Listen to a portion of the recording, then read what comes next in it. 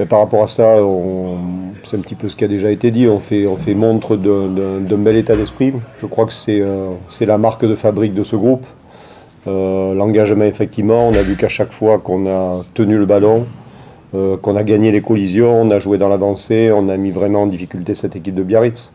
Donc sur cet aspect-là, oui, c'est quelque chose d'assez satisfaisant.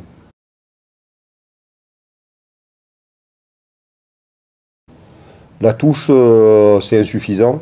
La conquête, dans son ensemble, on a été pénalisé sur la mêlée, ça ne nous était pas encore arrivé. Donc ça nécessite pour nous une remise en question, notamment parce que derrière ce profil Aurillac, qui est une référence dans ce domaine-là, il va falloir qu'on échange avec le corps arbitral. Il y a pas mal de choses sur lesquelles on peut discuter, mais ça passera de toute façon par plus de travail, par plus d'exigences sur cet aspect-là.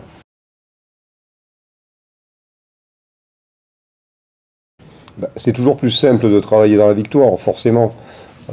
Mais après, on a pas mal de joueurs blessés, donc au niveau de la qualité de ce qu'on peut produire aujourd'hui aux entraînements, les joueurs font de gros efforts et c'est sur cet aspect-là surtout qu'il va falloir qu'on trouve des stratégies.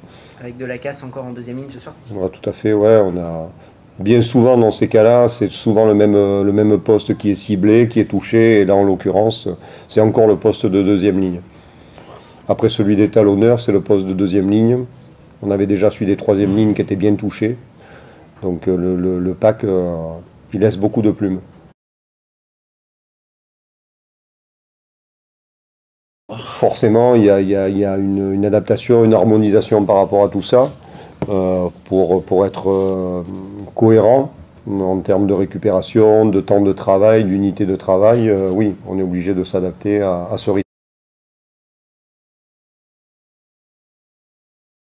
On y réfléchit, mais on travaille là-dessus.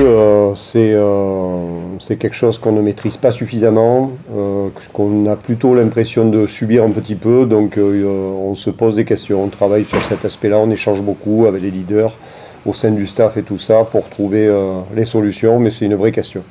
Pour l'instant, je n'ai pas encore la réponse, mais ouais, c'est un fait.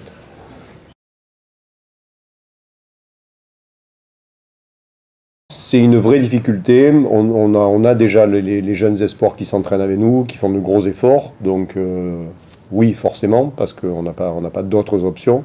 Mais la difficulté, c'est vrai qu'on a des postes particulièrement touchés et qu'à un moment donné, la pénurie va forcément s'accentuer. Donc on va gérer en respectant leur temps de récupération, leur temps de travail, en essayant de faire avancer rapidement les jeunes qui arrivent derrière.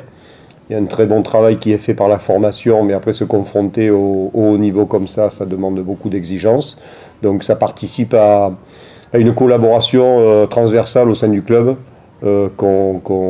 qui fonctionne déjà très bien et qu'on va essayer encore plus d'optimiser.